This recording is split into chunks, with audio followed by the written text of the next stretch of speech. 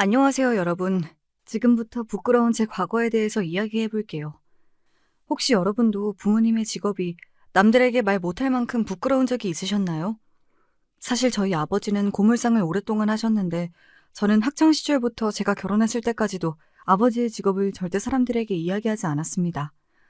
누가 아버지의 직업을 대놓고 무시할 때도 저는 늘 찍소리도 못한 채 얼굴만 붉혔죠. 직업에 귀천이 어디 있냐고 배웠지만 여러분, 솔직히 세상은 그렇지 않잖아요? 다들 의사, 변호사 같은 직업만 좋아하니까요. 그리고 특히 굉장히 속물이었던 제 시어머니는 그 누구보다 저희 아버지와 아버지 손에 큰 저를 늘 무시하기 일쑤였습니다. 여러분, 하지만 인생사 세용지마라는 말이 있죠. 좋은 일도 나쁜 일이 될 수 있고 나쁜 일도 좋은 일이 될 수 있습니다.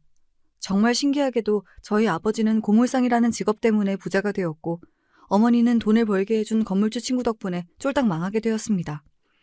참 이렇게 상황이 뒤바뀔 줄 누가 알았겠습니까? 지금부터 어떻게 두 집안의 상황이 완전히 바뀌게 되었는지 제가 겪은 정말 충격적인 일들을 말씀드릴게요. 먼저 저는 어머니가 일찍 돌아가셔서 아버지가 혼자 저를 키우셨습니다. 아침이고 밤이고 고물상 일을 하며 남부럽지 않게 저를 키우기 위해 아버지는 정말 열심히 사셨죠. 아버지는 고물상을 하셨지만 주변의 평판이 정말 좋아서 일도 나름 잘 됐고 시간이 날 때마다 틈틈이 책도 읽으셨습니다. 저는 아버지가 그렇게 고생하시면서도 저를 위해 단 한 번도 힘든 티를 내지 않는 것을 보고 정말 열심히 공부해야겠다고 생각했고 좋은 대학교에 들어가 번듯한 직장을 가지게 되었습니다. 이후 지인의 소개로 소개팅을 했는데 그때 봤던 남편과 성격이 너무 잘 맞아서 결혼까지 가게 되었어요. 사실 남편을 만나면서도 정말 끝까지 말하고 싶지 않은 비밀이 하나 있었습니다. 어느 날 남편이 부모님께 저를 인사시켜주고 싶다길래 이걸 말해야 하나 말아야 되나 계속 고민하고 있었는데 결국 남편에게 정말 들키고 싶지 않은 비밀을 들키게 되었습니다. 뭐야? 고물상 명함에 있는 이름 자기 아버님 이름 아니셔? 아, 혹시 그동안 아버님 직업에 대해 얘기하지 않은 게 고물상을 하셔서 그랬던 거야? 어? 그게... 남편에게 그토록 숨기고 싶었던 아버지의 직업을 들켰을 때 정말 쪽팔렸습니다.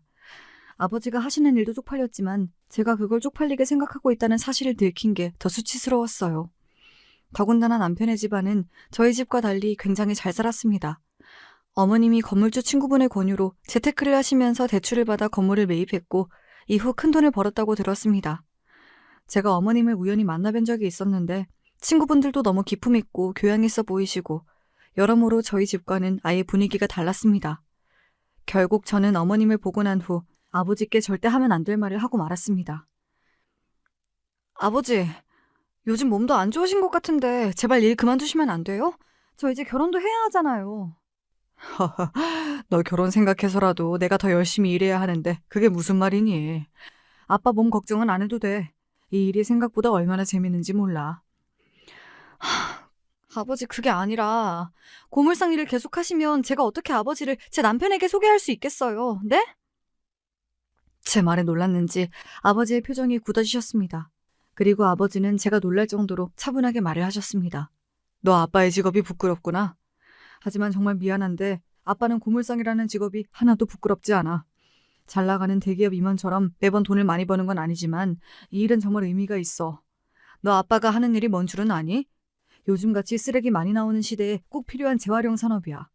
아빠는 고철, 폐지, 플라스틱, 유리, 가전제품 등의 다양한 폐기물을 수집하고 가공해서 다시 사용할 수 있는 자원으로 만들어 재활용 업체에 판매한단다. 사람들이 못 쓴다고 믿었던 쓰레기들에게 다시 생명을 불어넣는 이 직업이 아빠는 정말 행복해. 그러니까 다시는 이런 얘기 꺼내지 마렴. 저는 아버지의 말을 듣고 고물상에 대한 애착이 대단하다는 생각도 들면서 제가 아버지한테 너무 큰 상처를 드린 것은 아닐까 후회되었습니다. 사실 제가 번듯한 직장을 다니면 언젠간 아버지가 이 고물상 일을 그만둘 줄 알았어요.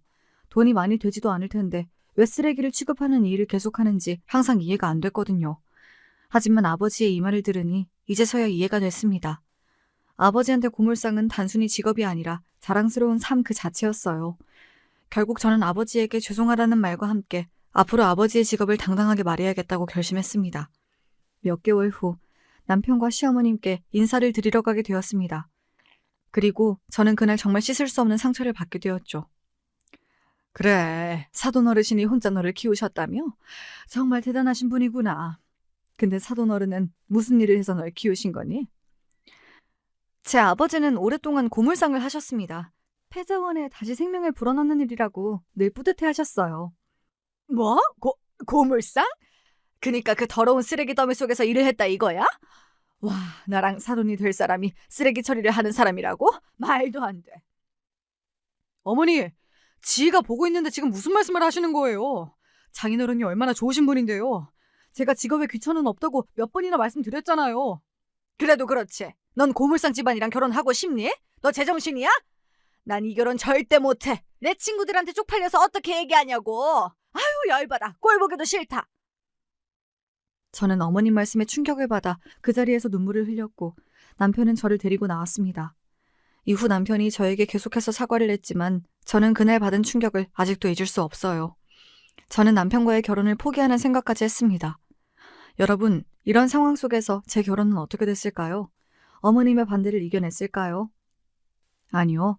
어머님은 끝까지 저를 반대하셨습니다. 정확히는 제 아버지 직업을 반대하셨죠. 하지만 남편이 중간에서 중재자 역할을 정말 잘해주었고 저와 어머니를 계속 설득해서 겨우 결혼식을 올리게 되었답니다. 그 과정에서 남편은 어머니가 저를 최대한 못 만나도록 했습니다. 그리고 어머니와 남편이 몇 번이나 심하게 싸운 것 같았죠. 어머니와 싸우고 온 남편을 볼 때마다 너무 속상했어요. 이후 어머님을 뵀을 때 다행히도 제 아버지의 직업에 대해서는 더 이상 이야기를 꺼내지 않았습니다. 하지만 저에게 잘해주신 적은 없었어요. 늘 저를 탐탁지 않아 했죠.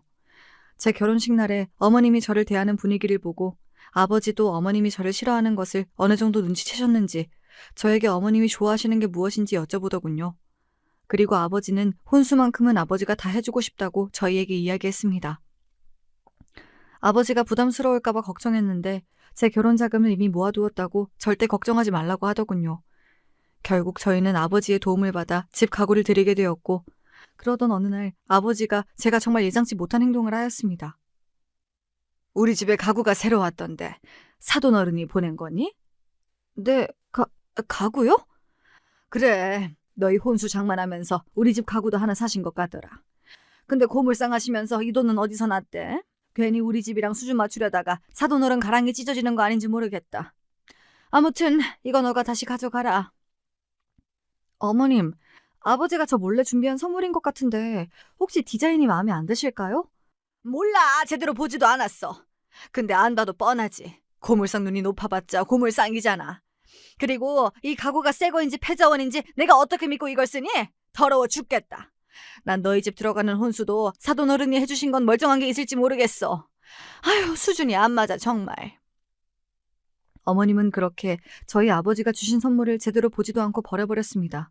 이후 아버지가 저에게 전화와서 어머님의 반응을 물어보셨는데 저는 어머님이 너무 좋아하셨다고 거짓말을 하고 말았죠. 아버지가 어떤 마음으로 어머님 집에 가구를 보냈을지 생각하니 참 마음이 아팠습니다. 아마 제가 무시당하지 않길 바라면서 보내신 거겠죠? 이렇게 어머님이 저와 저희 아버지를 무시하는 행동은 여기서 끝나지 않았습니다. 결혼 후에도 친척들 앞에서 저를 망신주며 수치스럽게 만드셨죠. 하루는 가족들끼리 다 같이 TV를 보고 있었는데 그때 어머님께서 정말 충격적인 말씀을 하시더군요.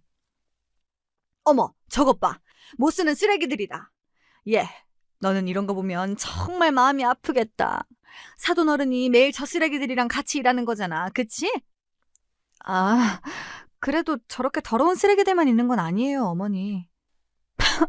그런 게 어딨어. 쓰레기가 쓰레기지. 더럽고 안 더럽고 못 쓰고 쓸 수 있고 이런 게 어딨니? 그래봤자 쓰레기인걸. 솔직히 너 사람들한테 한번 물어봐. 아무리 재활용된 거라고 해도 같은 물건이면 다 새 거 쓰고 싶어 할걸? 참, 나는 요즘 시대에도 고물상을 하는 사람이 있다는 게 신기해. 솔직히 너도 우리 집 시집 와서 참 운 좋은 거지. 아니면 저거 물려받아서 너가 나중에 고물상 할 수도 있었던 것 아니니? 어머니는 이렇게 제 아버지를 대놓고 언급하며 저와 저희 아버지를 무시하고 조롱했습니다. 그럴 때마다 저는 아버지께 정말 죄송했고 제가 더 잘 돼서 꼭 아버지가 이런 대접 안 받도록 정말 열심히 살아야겠다고 다짐했죠. 하지만 현실은 제가 원하는 대로 흘러가지 않았습니다.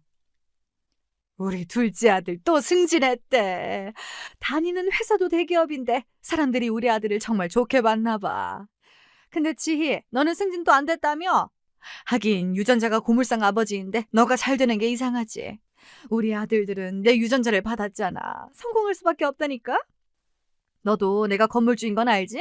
난 완전히 자수성가한 사람이잖아. 내가 진짜 똑똑하다니까? 근데 우리 아들들은 날 닮았으면 사람 보는 눈도 좋아야 하는데 왜 널 데려왔는지. 아휴. 어머니, 제가 기대에 못 미쳐서 죄송해요. 다음번에 꼭 승진해서 좋은 결과 전달드릴게요. 이렇게 제가 승진이라도 실패한 날이면 어머니는 늘 자신과 자식들을 자랑하며 저와 저희 아버지를 깎아내렸습니다. 어머님은 이렇게 매번 저희 아버지를 무시하셨는데 아버지는 늘 어머님을 좋게 얘기해 주셨어요. 정말 둘의 태도가 완전히 반대여서 늘 속이 터지고 화가 났습니다. 지희야, 사부인은 건강 괜찮으시지? 이거 내가 기업 사람들한테 받은 피로회복제인데 되게 비싼 거래. 사돈 가져다 드려. 네? 기업 사람들이 아버지를 왜 찾아와요? 아니 그것보다 이건 아버지가 드셔야지 왜 어머님을 드려요? 아버지, 저희 어머님한테 잘해주실 필요 없어요. 그런다고 어머님이 알아주시는 줄 아세요? 어머님이 얼마나 속물이신지 아버지도 보셨으니까 알 거 아니에요. 어허, 지야. 그래도 너희 시어머니인데 그런 식으로 흉보면 안 돼. 속물이 아니라 사돈은 지금 이루어내신 게 많으시니까 현실적으로 늘 사회를 바라보는 거야. 아빠는 또 더 좋은 영양제 많으니까 얼른 사부인 가져다 드려. 그리고 혹시라도 돈 필요하면 아빠 걱정하지 말고 언제든지 얘기해. 알았지? 아버지가 돈이 어딨다고. 알겠어요. 아버지도 늘 건강 잘 챙기세요. 그렇게 저는 아버지가 주신 비싼 피로회복제를 어머님께 가져다 드렸습니다. 정말 웃긴 건 아버지가 준 거라고 하면 더럽고 싼 거라고 안 드시면서 백화점에서 사왔다고 하면 그렇게 잘 챙겨 드시더라고요. 같은 피로회복제인데도 말이에요. 참, 그 꼴이 우습고 어이가 없었습니다. 그렇게 어머님을 향한 미움과 원망, 아버지를 향한 미안함과 고마움이 쌓여가던 하루하루를 보내던 중 아주 좋은 소식이 생겼습니다. 여보, 나 드디어 승진했어. 아, 옆에서 자기가 프로젝트를 도와준 덕분이야. 정말 고마워. 나 곧 포상금도 받을 것 같은데 여보한테 다 줄게. 우리 엄마한테는 비밀로 하자. 와, 드디어 승진이라니. 진짜 너무 기쁘다. 여보, 정말 나 그 돈 가져도 돼? 사실 내가 얼마 전에 아버지 만났는데 트럭이 너무 덜컹거리더라고. 낡기도 했고. 내가 타려고 올라가다가 글쎄 넘어질 뻔했다니까? 내 돈이랑 당신이 준 포상금 합쳐서 아빠 트럭을 바꿔드리면 안 될까? 당연히 되지. 장인어른은 트럭이 낡았으면 진짜 우리한테 말씀이라도 하시지. 난 몰랐네. 여보가 보고 좋은 걸로 바꿔드려. 여보, 진짜 고마워. 내가 어머님한테도 앞으로 더 잘할게. 저는 남편과 이 대화를 한 후 정말 오랜만에 빠르게 심장이 뛰었습니다. 그동안 아버지한테 제대로 효도도 못한 것 같은데 제가 차를 바꿔드리면 얼마나 좋아하실까요? 이후 아버지가 탈 만한 트럭을 찾아보았는데 남편의 포상금으로는 턱도 없더라고요. 결국 저는 적금을 늘리고 부업도 하기 시작했습니다. 회사 일도 하면서 주말에 부업까지 하니 너무 힘들더라고요. 하지만 아버지가 새 트럭을 받고 웃는 모습을 생각하며 열심히 버텼습니다. 그리고 드디어 목표 금액을 달성했고 아버지한테 드릴 새 트럭을 샀습니다. 이후 아버지한테 달려갔죠. 아버지의 반응이 무척 궁금했습니다. 저 왔어요. 얼른 나와보세요. 뭐야? 왜 트럭을 타고 왔니? 새 거 같은데 누구 거야? 아버지 드리려고 제가 열심히 돈 모아서 산 거예요. 남편이 받은 포상금도 좀 보탰고요. 어때요? 마음에 드세요? 뭐? 이게 내 거라고? 세상에. 이렇게 좋은 선물은 태어나서 처음 받아본다. 너무 고마워. 근데 돈도 없을 텐데 뭐하러 이런 걸 샀어? 아빠 트럭 있는데. 지금 타고 계신 트럭이 너무 낡았잖아요. 저 키우느라 고생하셨으니까 이제 트럭만큼은 제발 새 거 타고 다니세요. 제가 아버지 일 그만두란 말은 이제 절대 안 할 테니까 대신 낡은 트럭만큼은 버리세요.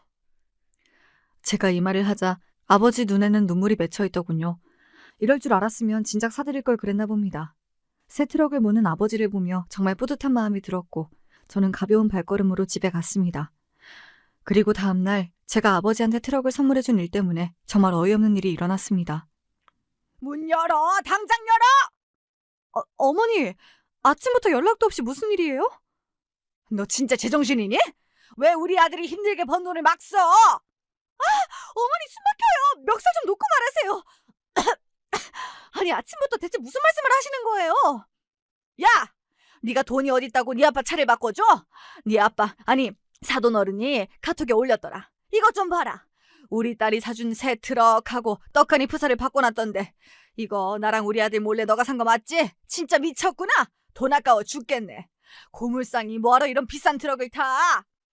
어머니, 제가 제 아버지 차 사주는 게 무슨 잘못이 있다고 저한테 이러시는 거예요? 형진 씨랑 상의해서 산 거고 제가 프로젝트 도와줘서 형진 씨가 포상금 받은 돈이랑 제가 회사 다니면서 부업까지 해서 열심히 번 돈 모아서 처음으로 사들인 트럭이에요. 웃기고 있네. 전부 다 우리 아들 돈인 거 내가 모를 줄 알아? 너 당장 그 차 팔아서 나한테 그 돈 내놔. 아니면 사돈한테 당장 전화해서 그 돈 우리 아들 돈이라고 이야기할 거야. 고물상 일하면서 참 자식 돈 뜯어먹고 살고 싶을까? 하여튼 이래서 수준 낮은 집안이랑 사돈이 되면 안 되는 거라니까. 너 당장 그 차 팔아서 돈 내 통장으로 보내. 내가 내일 결혼식에 사돈 어른이 저 트럭 타고 오는지 택시 타고 오는지 무조건 확인할 거야. 어머니, 그게 무슨 말이에요? 그리고 아직 얘기 안 끝냈는데 어디 가세요? 참, 아침부터 이게 무슨 일인지 어머님은 저렇게 자기 말만 하고 그대로 가버렸습니다. 원래도 어머님이 아버지한테 제가 용돈 드리는 것도 싫어했고 속물이시긴 했지만 이렇게까지 막무가내로 돈 얘기를 한 적은 없었는데 평소보다 더 이상했어요. 되게 급하게 돈이 필요한 것처럼 보였습니다. 사실 저와 아버지가 잘못한 건 없지만 어머님이 정말 아버지한테 전화해서 말도 안 되는 소리를 하면 아버지 성격상 죄송하다고 당장 트럭 보내주겠다고 말할 것 같은 거예요. 그래서 차라리 이 일을 제가 말하는 게 낫겠다 싶어 결국 고민 끝에 아버지를 찾아갔습니다. 아버지 집 앞에 도착했는데 정말 발이 안 떨어지더군요.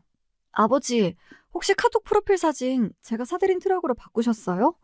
그럼 우리 딸이 사준 건데 여기저기 자랑해야지. 어때? 사진도 잘 찍었지?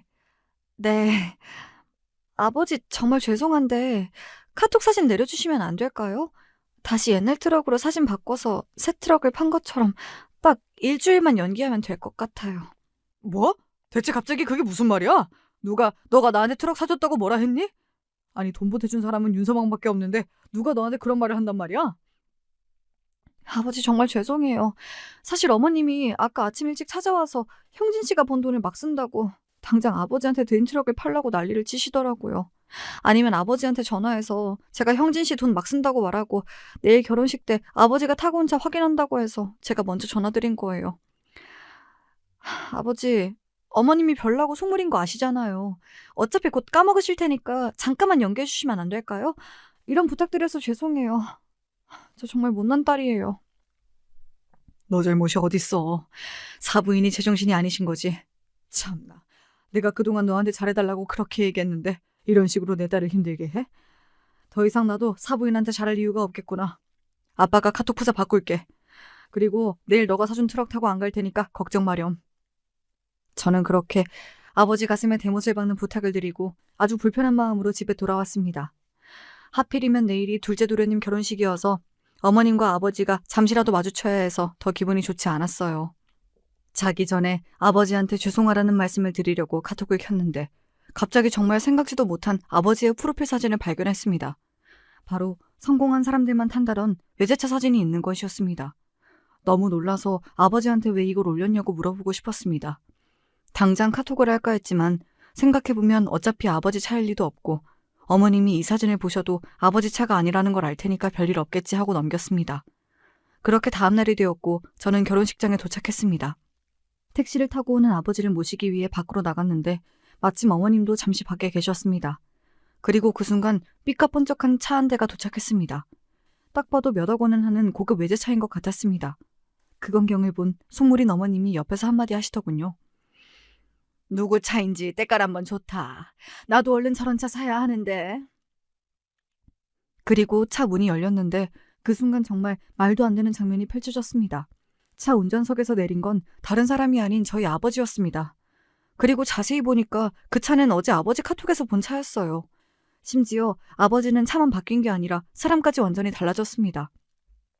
평소에 고물상에서 일할 때의 후줄근한 모습은 전혀 없고 수염도 다 깎고 머리도 정리되어 중년 연예인 같은 느낌이 물씬 났습니다. 또 명품 양복을 차려입어 성공적인 사업가의 모습 같았습니다. 저조차 처음 본 아버지의 모습에 너무 놀라서 저는 아버지한테 달려가서 누구 차를 빌려왔냐고 물었습니다. 옆에 계시던 어머님도 아버지의 모습을 보고 놀랐는지 달려오시더군요. 그러자 아버지가 예상치도 못한 말을 했습니다. 누구 차긴 내 차지. 원래 너가 사준 새 트럭을 타고 오려 했는데 정 많은 사부인께서 트럭을 얼른 달라고 하셨잖니. 그래서 내가 가지고 있던 차 중에 제일 깔끔한 거 하나 가져와 봤다. 아버지가 이런 차가 있으셨어요? 진짜로요? 그럼 아빠가 고물상이 몇 년 차인데. 아빠 찾아오는 사람들도 엄청 많다니까. 차로 하는 재테크라는 말 아니? 자테크라고 예전에 차 몇 대 있으면 좋을 것 같아서 사놓은 거야. 세상에, 말도 안 돼. 안녕하세요, 사돈 어른. 근데 이 차는 뭐예요? 진짜 사돈 차라고요? 예, 결혼식에 남의 차를 빌려오는 것도 웃기잖아요. 제가 제 딸이 새로 사준 트럭을 타고 오면 사부인이 하도 난리를 칠 것 같아서 그냥 제 차 가져왔습니다. 어떠세요? 아버지의 대답을 들은 어머님은 정말 놀란 것 같았습니다. 충격을 받았는지 아버지의 말에 대답도 없이 휘청이며 겨우 올라가시더라고요. 하지만 어머님만큼 저도 충격이 컸습니다. 아무리 생각해도 저 고급 외제차가 아버지 거라는 게 믿기지 않았고 지금 제 앞에 있는 사람이 아버지라는 사실은 더 믿을 수가 없었어요. 그렇게 저는 놀란 입을 다물지 못한 채 아버지와 함께 결혼식장으로 올라왔고 손님을 맞이하고 있는 둘째 도련님과 남편과 눈이 마주쳤습니다. 남편과 도련님도 아버지를 보자마자 입을 다물지 못하고 저희에게로 다가왔습니다. 둘은 아버지를 보고 회춘했다고 말하더군요. 아버지는 그저 웃으며 고맙다고 했습니다. 그리고 아까부터 어이없는 표정을 하고 있던 시어머니가 그 순간 저한테 다가와서 정말 끔찍한 말을 해댔습니다. 얘, 너 미쳤니? 내가 트럭 바꿔서 내 통장에 돈 넣으라 했더니 그 돈으로 더 비싼 외제차를 사? 네 아버지 불쌍하면 네 돈으로 해결하던가 왜 우리 아들 돈에 손을 대? 그 돈은 내 돈이라고 했잖아. 당장 네 아버지 외제차 팔아서 그 돈도 나한테 넣어. 아니면 내가 사람들 있는 앞에서 네 아버지 직업 다 밝혀버릴 테니까. 어머니, 제발 이러지 마세요. 저도 아버지가 어떻게 외제차를 타고 있는지 몰라요.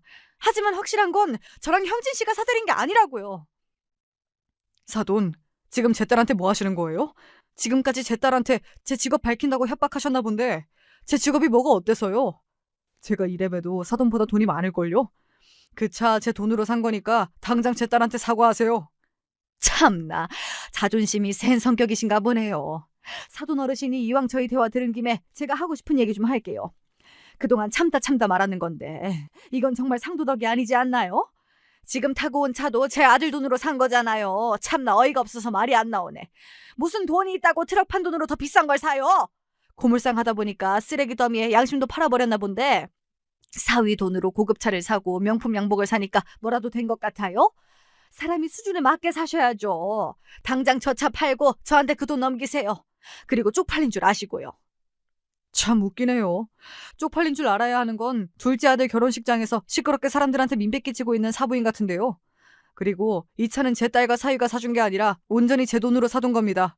뭘 안다고 함부로 말하세요? 다시 한번 말하지만 사돈이 오해한 거니까 당장 제 딸한테 사과하세요. 지금 좋게 말하니까 제가 우스워요? 누굴 바보로 아나? 거지꼴로 다니던 사람이 이렇게 밖에서 왔는데 그걸 누가 믿어? 고물상하면서 쓰레기 팔아봤자 얼마나 번다고 저 고급 외제차를 사냐고? 이래서 사람 직업이 중요한 거야. 쓰레기나 팔더니 아주 거지근성이 제대로네. 사돈이라고 봐줬더니 이 사람이 진짜. 이렇게 어머님과 아버지의 목소리가 커졌고 어머님은 계속해서 사람들의 아랑곳하지 않고 아버지를 망신 주기 시작했습니다. 그리고 그 순간 갑자기 정말 예상치 못한 사람이 등장했습니다. 바로 누구나 알 수밖에 없는 대기업 사장이었습니다. 사장님, 이렇게 제 결혼식까지 와주시다니. 안녕하세요. 제가 옆에서 듣고 보니 너무 화가 나서 이 대화에 끼어들게 되었습니다. 참 듣기가 그렇네요. 이분은 저랑 동업하고 있는 친환경 재활용센터를 운영하는 회사 대표입니다. 그냥 고물상만 하시는 분이 아니라 지역사회의 패자원 순환에 아주 큰 역할을 하시는 분이지요. 오늘 대표님이 사돈 총각이 결혼하는데 마침 저희 회사의 직원이라고 해서 같이 오게 되었는데 이런 어이없는 상황을 목격하게 될 줄 몰랐네요. 참 실망스럽습니다. 사장님, 그게 아니라 저희 어머니가 오해가 있었던 것 같아요. 사돈 어르신이 회사 대표인 줄 모르고. 한 사람이 회사 대표든 고물상을 하든 사실 그게 중요한가요? 고물상을 하는 사람이라면 이렇게 막대해도 되는 건가요? 저희 회사에서 근무한다고 하셨는데 이런 생각을 가지고 있으셨다면 정말 실망입니다. 아니요, 사장님. 저는 단 한 번도 사돈 어른을 그렇게 생각한 적이 없습니다. 다만 저희 어머니가 너무 속물이어서 저도 답답해 죽겠습니다. 이런 꼴 보여서 죄송해요. 둘째 도련님, 즉 오늘 예식의 주인공인 신랑이 한숨을 푹푹 쉬며 고개를 숙이자 주변 사람들이 더 수군거리기 시작했고 주변을 살펴보니 어머님은 정말 충격을 받은 눈빛이었습니다. 그리고 그 순간 아버지가 갑자기 어머님한테 예상치 못한 말을 꺼냈습니다. 제가 오늘 오면서 사부인이 정말 좋아할 만한 선물을 들고 왔는데 안타깝게도 이건 못 드리겠네요. 아버지가 이 말을 하면서 꺼낸 건 시어머니가 그토록 원하던 고급 리조트 VIP 회원권이었습니다. 사실 이 회원권은 어머니가 카톡 프로필을 해놓을 정도로 오래전부터 원하던 것이었어요. 어머님은 회원권을 보고 당장 가져가려고 했지만 그 순간 아버지의 행동에 어머님은 물론 모든 사람들이 안타까워하며 소리를 질렀습니다. 뭐야, 지금 저 비싼 회원권을 찢은 거야? 와, 진짜 돈이 얼마나 많으면 저럴 수 있지? 아까워 죽겠네. 안 돼. 세상에 저럴 거면 날 주지. 아이고 아까워라. 아버지가 어머님 앞에서 그 회원권을 당당하게 찢어버린 것입니다. 어머님은 충격을 받아 눈이 커졌고 찢어진 종이 조각을 챙기기 시작했습니다. 그리고 그 모습을 지켜보던 아버지가 어머님한테 얘기했습니다. 이렇게 예의 없고 무례한 사람한테 주긴 참 아까운 선물이죠. 이 말을 듣고 시어머니는 정말 멘붕 상태에 빠진 듯 했습니다. 그동안 당당하게 제 아버지를 무시했었는데 이 순간에는 아무런 말도 하지 못했죠. 어머님의 표정은 일그러졌고 눈으로 아버지를 째려보고 있었습니다. 그리고 아버지와 대기업 사장님은 웃으며 결혼식장을 빠져나갔고 어머님은 갑자기 소리를 지르며 분노하기 시작했습니다. 그동안 자신이 무시하던 사람에게 완전히 무시당했다는 사실에 이성을 잃어버린 것이죠. 그리고 이 모든 광경을 지켜본 친척분들이 수군거리는 소리가 들렸습니다. 와, 저분이 정말 고물상 하신다는 분 맞아? 그동안 첫째 아들이 가난한 고물상 사돈이랑 결혼했다고 난리를 치더니 뭐야, 완전 잘 나가는 사람이었네. 참나, 무시할 만한 사람이 아니었는데? 저 대기업 사장 정말 유명한 사람인데 저렇게 같이 다니는 거 너무 멋있다. 진짜 대단한데? 그렇게 저희 아버지를 고물상이라고 무시하던 시선들도 한순간에 바뀌기 시작했습니다. 그리고 안타깝게도 둘째 도련님은 가장 행복해야 할 결혼식 날 이미 혼이 나간 듯 했습니다. 어머님의 눈에도 후회와 걱정이 가득했죠. 남편과 제가 어떻게든 이 분위기를 수습해보려 했지만 사실상 불가능이었습니다. 사실 이 모든 건 어머니가 만든 결과였죠. 제 아버지를 공개적으로 무시하지만 않았다면 이 모든 일들이 일어나지 않았을 테니까요. 그렇게 놀라움의 연속이었던 논란의 결혼식이 끝나고 저는 아버지와 대화를 나눴습니다. 사실 제가 가장 궁금한 건 고급 외제차였어요. 저도 고물상 직업이 돈을 많이 벌 거라고 생각하지 못했기 때문에 대체 아버지가 저 차를 어떻게 가지고 있는지 너무 궁금했습니다. 아버지께 오늘 결혼식에서 봤던 차를 대체 언제 샀냐고 물어보았더니 제가 생각지도 못한 이야기를 꺼내더군요. 아버지는 그동안 고물상을 하면서 재테크 관련 공부를 하였고 친환경 재활용 산업에 늘 관심을 가지고 있었다고 하네요. 이후 이 사업에 관심이 많은 대기업에게 먼저 프로젝트를 제안해 지역의 재활용 쓰레기와 기업에서 발생하는 쓰레기를 처리하는 프로젝트를 진행하였다고 합니다. 그리고 프로젝트의 성과가 좋아서 돈을 많이 벌 수 있었다고 해요.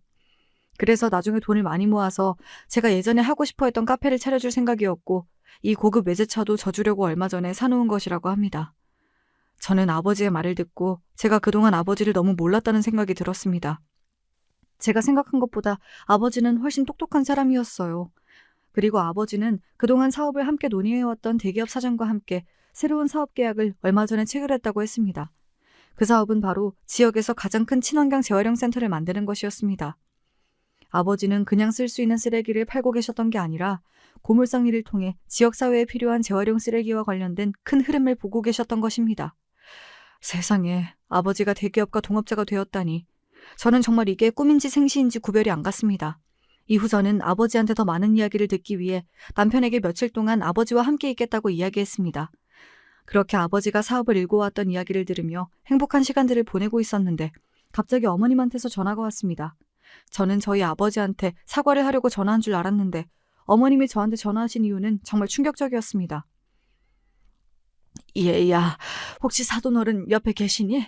같이 있으면 제발 좀 바꿔주렴. 무슨 일이세요? 저희 아버지한테 사과하려고 전화하신 건가요? 그런 거라면 옆에서 아버지가 들을 수 있게끔 소리를 크게 해둘게요. 말씀하세요. 그게 아니라 큰일 났어.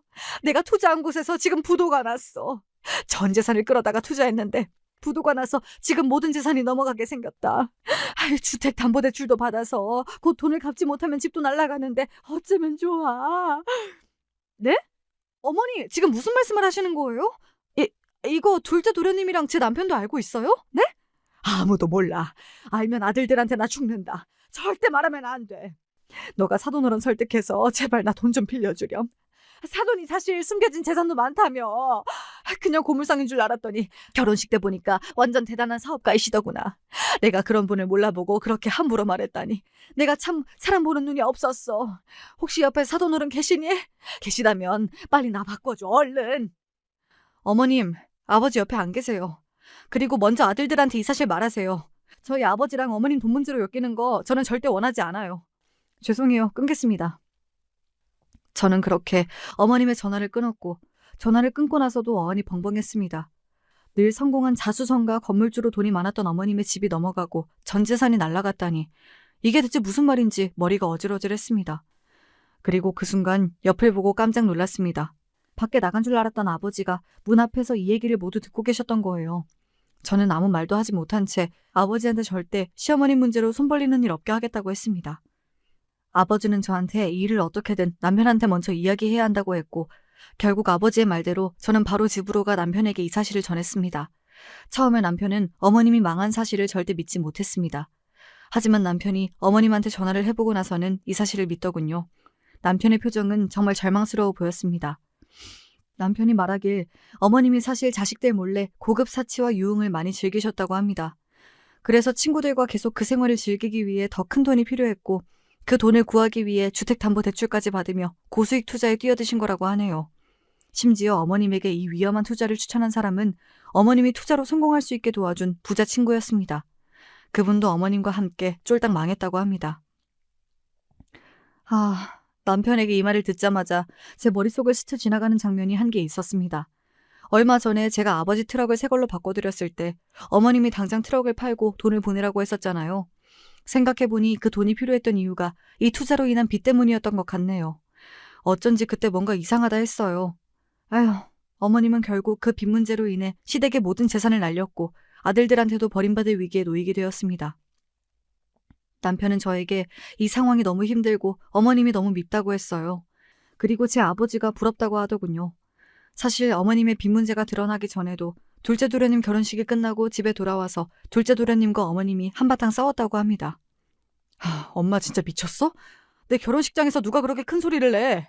그리고 하필 그 대상이 내가 다니는 회사 사장님이랑 동업하는 사돈 어른이냐고. 나 이제 회사에서 잘리면 어떡해? 그동안 엄마가 사돈 어른한테 그렇게 못되게 굴었으니까 나한테도 불똥 튈 수 있는 거 아니야? 안 그래도 요즘 상사한테도 미움받고 있어서 다음 승진 걱정인데 사돈 어른이 우리 회사에 진짜 영향력 있는 사람이 되면 내가 어떻게 살아남겠냐고. 내가 이렇게 될 줄 알았니? 이게 고물상이 대기업이랑 협업해서 잘 될 줄 알았으면 내가 그렇게까지 안 했지. 내가 사돈 어른께 사과드릴 테니 걱정 마. 엄마, 지금 그걸 말이라고 하세요?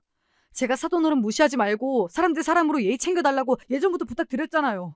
장인어른이 지금 제일 큰 친환경 재활용 센터를 운영하시고 대기업들이랑 프로젝트도 앞으로 더 많이 하실 텐데 그동안 엄마가 장인어른한테 함부로 굴어서 장인어른이 우리한테 무슨 도움을 주겠냐고요. 그래, 나도 그렇게 생각해. 내가 왜 그랬는지 모르겠다. 정말 후회하고 있어. 내가 고물상한테 잘 보여야 될 상황이 있을 줄 어떻게 알았겠냐고. 몰라, 머리 아파.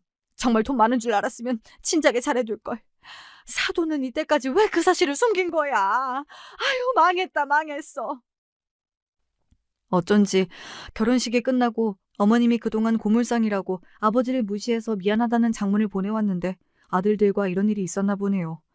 어머님은 결혼식장에서 충격적인 사실이 밝혀진 후 그동안 저희 아버지를 무시해왔던 모든 행동이 자신과 아들들한테 되돌아올까 두려워하는 것 같았습니다. 아버지한테 어머님이 보낸 장문의 메시지를 보여줬지만 아버지는 어머님의 사과를 받아주지 않으셨어요. 그런데 누가 봐도 당장 급한 불을 끄기 위한 억지 행동 같았습니다.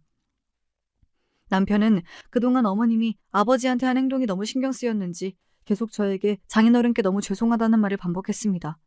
그리고 둘째 도련님이 혹시라도 회사에서 잘리진 않을까 걱정하길래 제가 저희 아버지는 절대 그럴 사람 아니니 걱정 말라고 얘기해 주었습니다.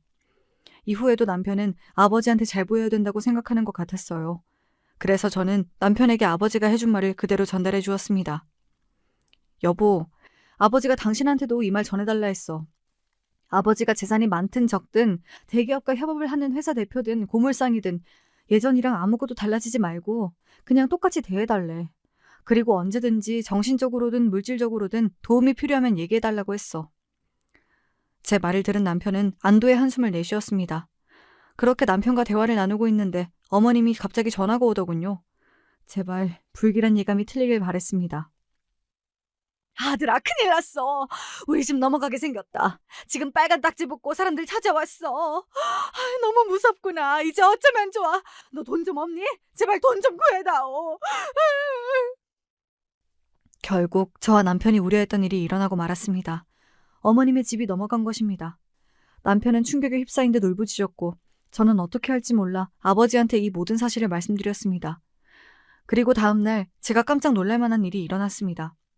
갑자기 남편이 저한테 고맙다고 장문의 메시지를 보낸 것이었습니다. 아버지가 저 몰래 남편에게 어머님을 도와드리라고 돈을 보내준 것이었어요. 그리고 더 놀라운 사실은 남편이 너무 죄송해서 이 돈을 못 받겠다고 하자 아버지가 월급을 미리 보낸 것이라고 생각하라고 말했다더군요. 남편이 무슨 말인지 여쭈어봤더니 아버지가 친환경 재활용 센터가 전국으로 확장되어서 지역별 대표가 필요하기 때문에 남편한테 일을 같이 하자고 제안했다네요. 지금 일이 너무 잘 되고 있는데 일손이 부족하다고 사업을 도와달라고 말씀하셨답니다. 이후 저와 남편은 아버지가 운영하는 친환경 재활용 사업 일을 같이 하게 되었습니다. 저희가 다니던 회사는 어떻게 하냐고 물어보실 수도 있는데 저희가 다니던 회사보다 복지, 월급이 훨씬 좋았기 때문에 고민 없이 회사를 그만둘 수 있었습니다. 그리고 아버지는 남편의 월급을 정말 두둑하게 잘 챙겨주었어요. 남편은 아버지가 월급을 많이 주시는 게 일부러 어머님 빚 때문에 남편이 힘들어하는 것을 알고 배려한 것이 아닐까 생각했답니다. 첫 월급을 받고 남편은 감격의 눈물을 흘렸고 어머님이 워낙 많은 재산을 투자해 그 모든 빚을 다 갚을 순 없었지만 그래도 급한 불은 끌 수 있었다고 합니다. 일을 하면서 느낀 건데 정말 아버지가 하는 사업 전망이 너무 좋더라고요. 저는 이 일을 아버지와 같이 할 수 있다는 사실이 너무 다행이었습니다. 그리고 아버지는 저희에게 또 다른 제안을 하셨습니다. 이 제안을 듣고 저는 정말 아버지가 대단하다는 생각이 들었어요. 저라면 도저히 이 생각까지는 못할 것 같았거든요. 그 제안이 무엇인지 여러분도 들으면 깜짝 놀라실 거예요. 너희가 괜찮으면 사부인도 일을 하는 건 어떨까? 아무래도 지금 빚을 갚으려면 돈을 벌어야 할 테고 그래도 우리 일이 지금 하고 계시는 식당 일보단 나을 것 같거든. 일의 강도나 월급 측면에서도 훨씬 괜찮은 것 같고 너희 생각은 어떠니? 장인어른, 정말 그래도 괜찮을까요? 안 그래도 어머니가 몸도 안 좋으신데 빚 때문에 식당에서 고생하시는 거 보고 늘 마음이 안 좋았거든요. 저희 어머니가 장인어른한테 잘해드린 것도 아닌데 이런 제안 해주셔서 정말 감사합니다. 제가 진짜 더 잘할게요. 남편은 이 얘기를 듣고 계속 아버지한테 감사 인사를 하며 눈물을 흘렸고 어머님은 그렇게 저희 아버지의 회사에서 일을 하게 되었습니다. 처음에는 자존심을 부리며 절대 이 일을 하지 않겠다고 했지만 계속 빚쟁이들이 연락이 오자 어쩔 수 없이 일을 같이 하겠다고 하더군요. 이후로도 아버지의 사업은 계속 승승장구했고 친환경 재활용뿐만 아니라 태양열 에너지 사업까지 확장하게 되었습니다. 여러 대기업에서 아버지 회사의 소문을 듣고 더 많은 프로젝트를 제안했다고 하네요. 사실 아버지가 하시는 일을 옆에서 직접 보면서 저는 정말 충격적인 사실을 많이 알게 됐습니다. 우선 아버지는 어머님보다 자산이 훨씬 많으셨어요. 아버지가 고물상을 하면서 늘 재테크 관련 책을 읽고 자산 관리를 열심히 한 덕분이었죠. 아버지는 꾸준히 투자를 통해 자산을 증식해왔고 이미 부동산과 주식에서 엄청난 성공을 해서 많은 자산을 모아두고 계셨습니다. 전 몰랐지만요. 생각해보니 아버지가 그래서 저한테 계속 돈이 필요하면 말하라고 하고 결혼비용과 혼수 그리고 어머님 선물을 계속해서 보낼 수 있었던 것 같아요. 저는 그것도 모르고 어머님한테 늘 찍소리도 못했었네요. 바보같이. 제가 아버지 옆에 지켜보면서 느낀 건데 아버지는 자산이 얼마가 됐든 평생 고물상 일을 하셨을 것 같아요. 이 일을 하시는 게 정말 즐거워 보였거든요. 저는 일을 하면서 이렇게 즐거워한 적이 없는데 아버지를 보면서 저도 이렇게 심장 뛸 수 있는 직업을 나중에라도 갖고 싶다라는 생각도 들었습니다. 아버지가 일을 정말 사랑하셔서 그런지 이후로도 아버지의 사업은 계속 잘 되었고 지역 친환경 산업 표창장까지 받게 되었습니다. 뿐만 아니라 고물상으로 시작하여 친환경 재활용 산업을 대기업에 제안한 지역 경제계에서 성공한 인물로 신문 기사가 나자 아버지는 큰 주목을 받게 되었습니다. 기사를 본 친구들과 친척들이 연락이 오더군요. 그리고 아직 가족이지만 저한테는 늘 불청객인 한 사람한테도 계속 연락이 왔습니다. 얘야, 기사 봤다. 축하한다. 사돈 어른이랑 너는 언젠가 잘 될 줄 알았어. 근데 사업이 그렇게 잘 되면 돈도 많을 텐데 나 돈 좀 빌려주면 안 되니?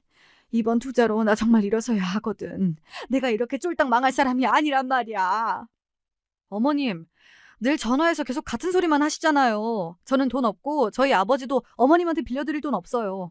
아니, 그리고 그렇게 저희 아버지 무시하시더니 이제 와서 돈을 빌려달라고요? 진짜 양심이 없으세요? 한 번 더 저한테 연락하시면 전 진짜 형진 씨한테 다 말할 거예요. 투자로 성공하고 투자로 인생이 몰락해놓고 또 투자로 일어설 생각을 하는 어머님을 보면 참 재테크도 조심해야 되겠구나, 투자도 중독이구나 라는 생각이 들었습니다. 그리고 남편이 절대 저에게 어머님의 사정을 들어주고 돈을 빌려주지 말라고 신신당부했기 때문에 저는 단호하게 어머님의 전화를 끊어버렸습니다. 참, 어머님이 언제 건물주였던 시절에서 빠져나와 현실을 자각할 수 있을지 모르겠네요. 사실 어머님의 몰락이 마냥 속 시원하지만은 않습니다.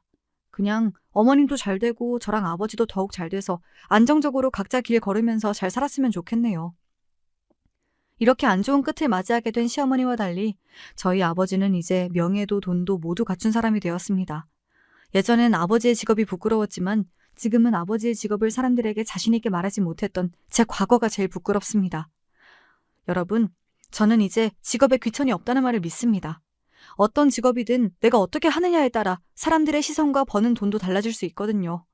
하지만 성공했다가 몰락한 시어머님을 보며 직업엔 귀천이 없어도 사람에는 귀천이 있다고 생각하게 됐죠. 참, 사람이 성공하는 것도 한순간인데 망하는 것도 한순간이더라고요. 아버지와 남편과 함께 이 사업을 더 잘 키워서 제가 정말 성공하게 되더라도 저는 평생 겸손하게 살려고 합니다. 길었던 제 이야기 마치겠습니다. 여러분의 인생에 제 사연이 도움이 됐길 바랍니다. 지금까지 제 이야기 들어주셔서 감사합니다.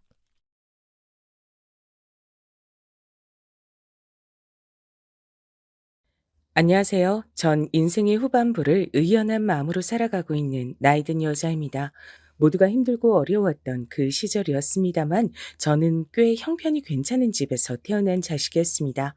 집안에 있는 문제라고 해봤자 당시에 팽배했던 남아 선호 사상으로 인해 딸들이 차별을 당한다는 정도가 전부였던 것 같네요. 제 친정 아버지께선 일찍이 사업을 시작하신 분이었습니다. 엄마께선 원체 어려운 형편 속에 자라나신 분이었어요. 외가는 하도 가난해서 오죽하면 가족들이 뿔뿔이 흩어져 살았던 집안이었습니다. 그런 집안에서 난 분이셨으니 돈이 없어서 쫄쫄 굶어야 했던 서름에 비하자면 시집살이로 겪는 각종 구박들을 참아낼 만한 것이라고 엄마께선 제 앞에서 그런 말씀을 하신 것이었겠죠. 저는 그런 얘기를 들으며 제가 딸이기 때문에 남동생보다 예쁨을 받지 못하고 자주 혼이 나면서 사는 것이 가난하기 때문에 끼니를 굶으며 사는 것보단 나은 것이란 생각을 했던 것 같아요. 그런 식으로 전 저만의 긍정적인 지점을 찾아가던 아이였죠. 그러다 제가 가진 그 긍정적인 희망이 박살나고야 말았습니다. 교통사고가 났어요. 저희 집의 자랑이기도 했던 자동차가 완전히 형체도 알아볼 수 없을 만큼 찌그러져 버린 대형 사고였습니다. 차량에서 튕겨져 나가 풀숲으로 떨어지셨던 엄마께선 목숨을 부지하실 수 있었습니다. 그러나 친정 아버지와 제 남동생은 그 자리에서 숨을 거두고 말았어요. 전 그날 친척 집에 가서 그곳을 청소하는 일을 하고 있었습니다. 청소나 해야 하는 것에 서러움을 느끼고 있었는데 그런 끔찍한 소식이 들려와서 전 그게 현실이 아닌 줄로만 알았습니다. 잘못 들은 줄 알았지만 현실이었죠. 내 아들, 불쌍한 내 아들 살려내. 내 손주 강아지 살려내. 이럴 순 없는 거야. 어떻게 하늘이 이토록 무심할 수가 있어?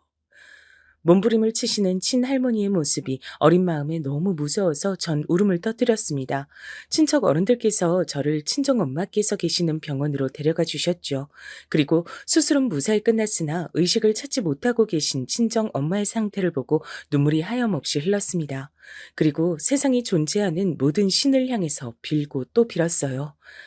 제발 우리 엄마만은 살려주세요. 엄마까지 없으면 저는 못 살아요. 어린 제가 혼자 어떻게 살아가라는 거예요. 그러니까 우리 엄만 꼭 좀 살려주세요. 제가 진심 어린 눈물로 빌어서 그랬던 걸까요? 엄마께선 기적적으로 의식을 회복하셨습니다. 그리고 며칠 뒤 친할머니께선 원체 지병이 있으셨던 탓에 커다란 충격을 받으신 것까지 겹쳐져 갑자기 돌아가시고 말았어요. 친할아버지께서 돌아가신 뒤로 집안의 가장 어른이셨기 때문에 모두가 방황하며 어쩔 줄을 몰라 했습니다. 그 후로 저는 친할머니를 위해선 신께 살려달라고 기도하지 않았던 스스로를 한동안 꽤 오래도록 자책하며 살았죠. 끔찍했던 교통사고는 졸음 운전으로 마주 달려오던 차량을 피하시려고 친정 아버지께서 차량을 틀다가 벌어진 것이었고, 관련해서 그 어떤 보상금도 나오지 않았습니다. 오로지 돈 나갈 일들만 있었죠. 아버지의 사업장은 허무하게 정리가 됐어요. 뿔뿔이 흩어져서 사는 외가에 비하자면 친가는 그래도 화목하고 가족끼리의 정이라는 것이 있다고 생각을 하며 살았었는데, 이제 친가도 엇비슷하게 변해버렸습니다. 큰 사고를 겪은 후 집안의 어른마저 잃어버린 집안은 중심을 잃고 흩어지게 됐죠. 하루아침에 아버지와 남동생을 잃고 사고의 후유증으로 건강이 안 좋아지신 엄마와 남겨진 전, 앞으로를 어떻게 살아야 할지 몰랐습니다. 막막하기만 했어요. 좁은 집으로 이사를 한 탓에 가슴이 갑갑한 것도 더 심했습니다. 본능적으로 아버지께서 돌아가신 이후 짐승만도 못한 종자들이 달라붙어 집안에 돈을 털어갔다는 것을 알 수 있었어요. 세상에 대한 원망이 가득했었죠. 친정엄마께선 아무리 어렵고 기구하고 각박한 환경에서 살아도 내 삶의 주인공이 나란 사실을 잃으며 살아선 안 된다고 여기신 분이었죠. 엄마가 지니신 그 멋진 삶의 가치를 일찍 깨우치기엔 전 어리석은 아이였습니다. 성치 않으신 몸으로 자식을 키우시는 게 얼마나 힘든 것인지 고려하지 못하는 아이였어요. 그러니까 제멋대로인 사춘기를 보냈었겠죠. 친정엄마께 감사할 줄 모르고 제가 아직 누릴 수 있는 것들에 감사할 줄도 모르고 전 그렇게 짧은 생각을 가진 채로만 살았습니다.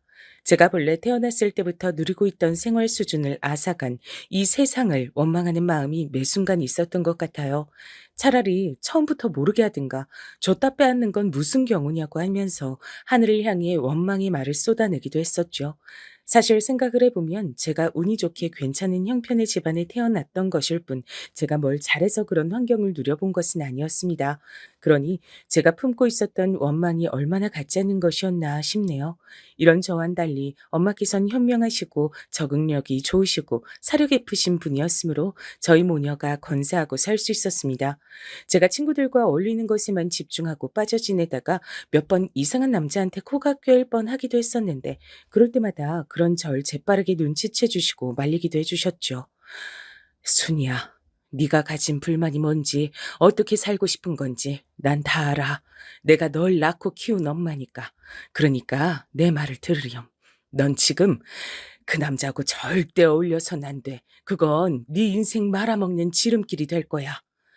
저는 반항심에 그런 소리를 듣기가 싫었으나 정말로 제가 인생을 말아먹게 될까 봐 그것만은 겁이 났고 사양이었기 때문에 엄마께서 단호하게 헤어지라고 평을 하시는 남자들과는 결국에 제가 다 정리를 했었습니다.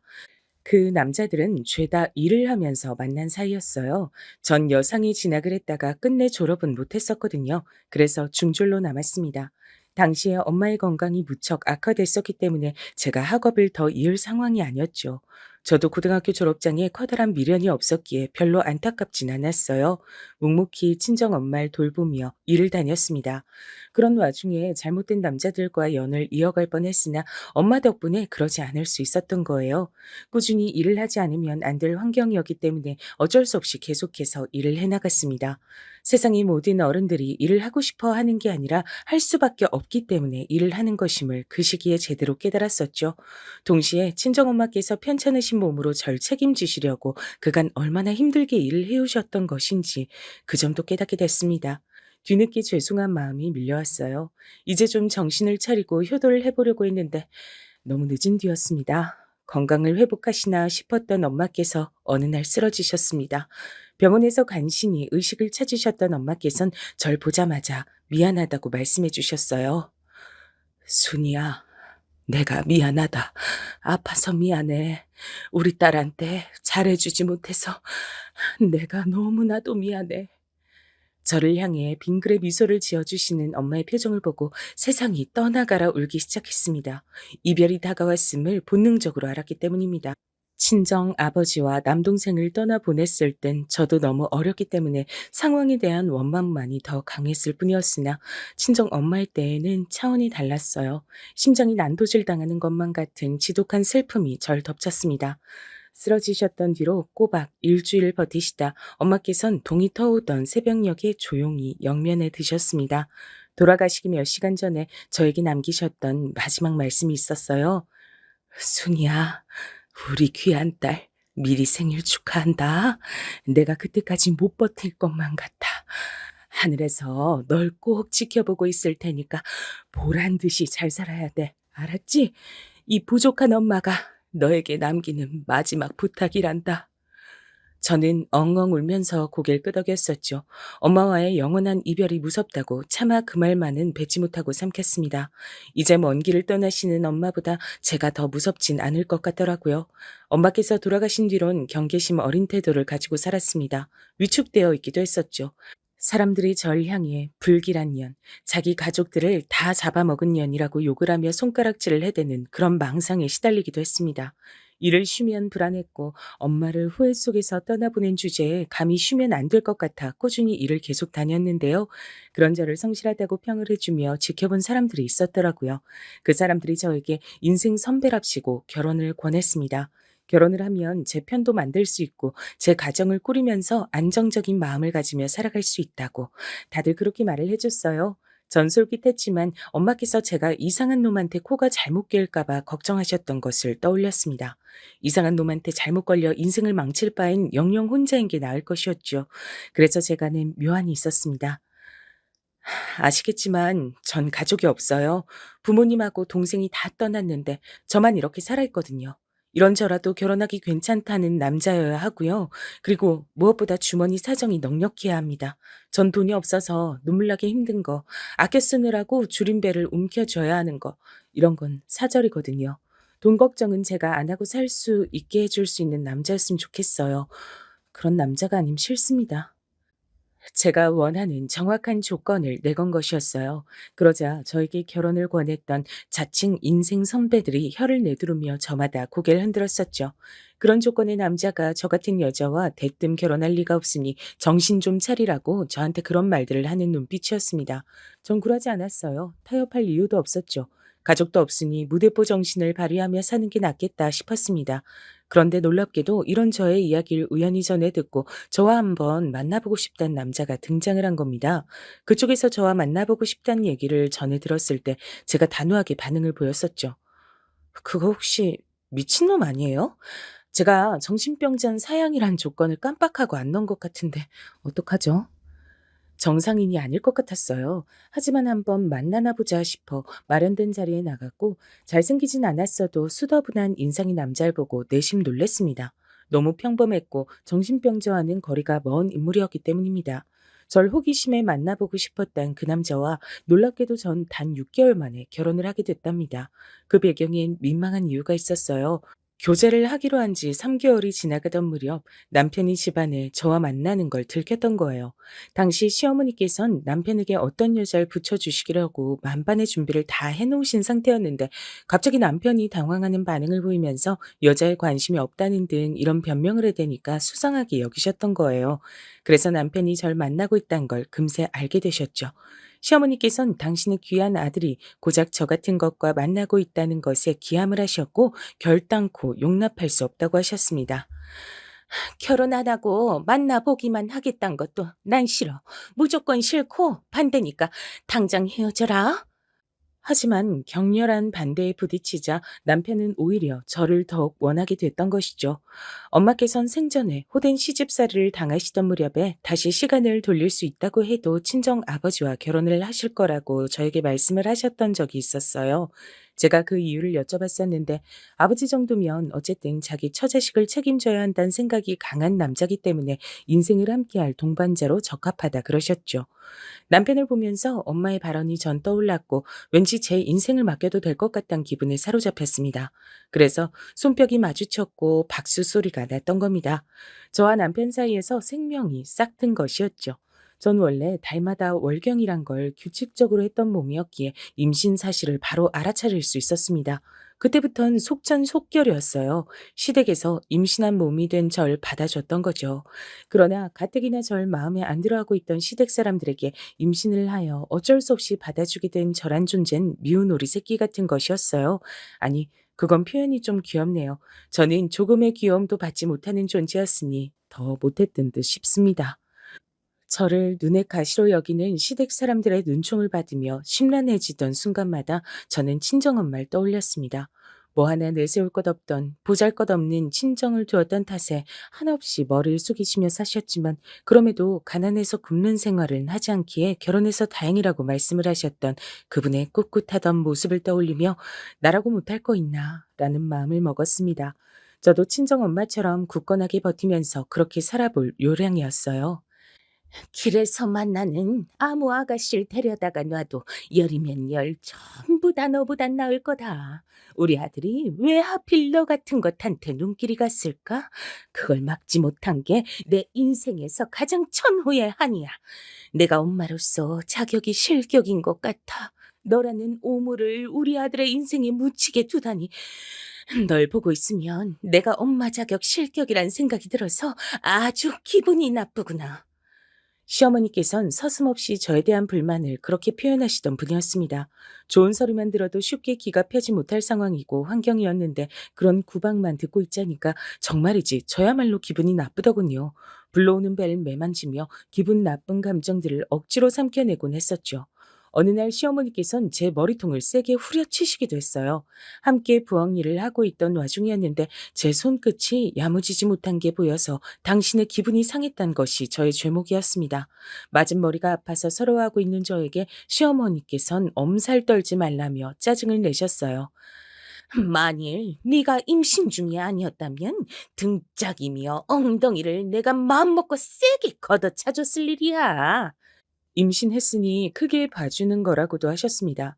시어머니께서는 저에게 살림을 알려주시겠다는 명목으로 절 항상 부려먹으셨어요. 가뜩이나 임신을 해서 둔하고 힘들어진 몸으로 저는 시도 때도 없이 시어머니의 부름에 움직이며 노동을 해야만 했습니다. 만약 제가 당신의 부름에 굼뜨게 행동이라도 하면 시어머니께서는 격렬한 분노를 표하시며 집안의 물건을 막 집어던지기도 하셨죠. 온 집안 식구들 불행하게 다 죽어버렸지. 중학교만 간신히 나왔지. 당연히 수준의 재산이랄 것도 없지. 이런 너 같은 며느리를 내가 왜 들였을까? 너 같은 것에게 우리 집안의 핏줄을 봐야 한다니 기가 막히고 통탄할 일이야. 너 때문에 내가 화를 참고 사느라 아주 죽겠다. 이러다가 애기 태어나는 것도 보기 전에 내가 화병으로 죽지 않을까 싶네. 너는 나한테 조금이라도 미안한 게 있다면 네 죄를 항상 뉘우치는 마음으로 살아야 한다. 감히 너 같은 게 우리 집안에 발을 들인 중죄. 제가 더 나이가 들어서 치매가 걸리기 전까진 시어머니의 각종 막말을 절대 잊을 수 없을 것만 같아요. 스스로를 괜찮다며 달래봤으나 그게 다 결국은 제 안에서 상처로 남은 모양이었습니다. 제가 시어머니께 잘 보이려고 노력을 안 한 것도 절대 아니었죠. 오히려 매번 구박을 받으면서도 시어머니께 살가운 며느리가 되어보려고도 성격에도 맞지 않은 해사한 미소를 지으며 귀염성 있게 굴려고 많이 해봤었어요. 곁에 다가가 애써 이런저런 말씀도 붙여봤었고요. 그럼에도 항상 냉담한 반응에 부딪혀야만 했었죠. 너는 그냥 아무것도 하지 않는 게 그나마 가장 복이 났단 생각도 내가 가끔은 드는구나. 그 모질한 대가리를 굴리지도 말고 보기만 해도 답답해서 사람 돌아가시게 만드는 행동 거지도 하지 말고 감히 나한테 의견을 내지도 말란 말이야. 애나 잘 낳고 고분고분하게 입이나 닥치고 살아. 그런 잔소리가 머리 위로 쏟아질 때면 수치심으로 얼굴이 뜨거워져서 고개를 들기가 어려웠던 기억이 납니다. 결혼 전의 인생과 결혼 후의 인생이 완벽하게 달라진 것 같아 그 이전까지의 저는 대체 어디로 사라졌는가 하는 궁금증도 들더라고요. 자신감이니 하는 감정들도 사라져 있었죠. 하루하루가 너무나도 우울했고 남들 다 있는 친정이 저한테는 없으니 이 세상에 제 편 하나도 없다는 생각이 들어 철저한 외톨이가 된 것만 같았죠. 그래서 전 아들이 정말 소중했습니다. 그런 모진 소리를 다 들어가며 제가 애지중지 뱃속에서 키워낸 아들이 세상에 태어났을 때 그간의 모든 서름이 씻겨 사라지는 것만 같은 느낌도 들었어요. 처음으로 시어머니께 칭찬 비슷한 것도 들어봤었죠. 아들 낳은 것만은 잘했다. 첫 판부터 바로 아들 낳았으니 이만하면 네가 대역죄인까지는 아닌 듯 싶구나. 고작 그런 것도 칭찬으로 생각해서 전 기뻤던 것 같아요. 자존감이 바닥을 치던 시절이었으니까요. 제 품에 안긴 아들을 볼 때마다 믿어지지 않을 만큼 행복한 기분이 몰려들었고 본격적인 육아를 시작하면서부턴 복잡한 기분이 들기 시작했었죠. 자꾸만 친정 엄마가 떠오르더라고요.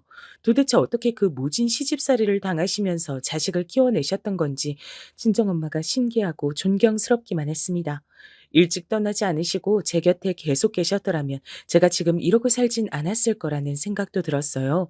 육신의 고통을 저버리고 떠나신 그곳에선 아버지와 남동생과 다 만나셨을지, 친할머니와는 어떤 대화를 하실지, 설마 그곳에서도 시집살이가 있는 건 아닐지, 이런 상상을 해볼 때면 현실을 잊고 푹 빠져 있을 수 있었죠. 그러다 상상을 마치고 현실로 돌아오면 무척이나 우울했습니다. 그랬던 절 잡아주었던 존재는 단연 아들이었죠. 팍팍한 현실을 부드럽게 만들고 제 눈에 보이는 잿빛 세상을 환한 햇빛만 가득한 세상으로 만들어주는 존재였습니다. 온 시댁 사람들이 다 제 아들을 예뻐했어요. 어린 녀석이 벌써부터 얼굴에 자기 할아버지와 삼촌이 보인다느니 어쩌느니 하는 소리를 해가면서 아들을 보면 다들 얼굴에 웃음꽃을 피웠습니다. 제가 숨만 쉬어도 경멸의 눈초를 보내시면서 끊임없이 구박을 해대셨던 시어머니의 화를 누그러뜨릴 수 있는 것도 아들뿐이었죠. 이러니 제가 아들이 기특해서 어쩔 줄을 모를 수밖에 없었죠.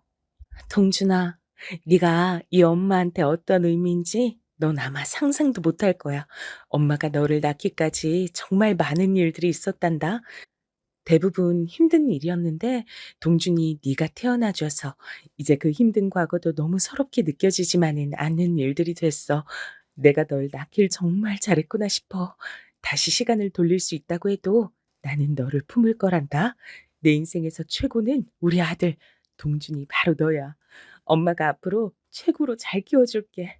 넌 아무 걱정 말고 무럭무럭 건강하게만 자라렴.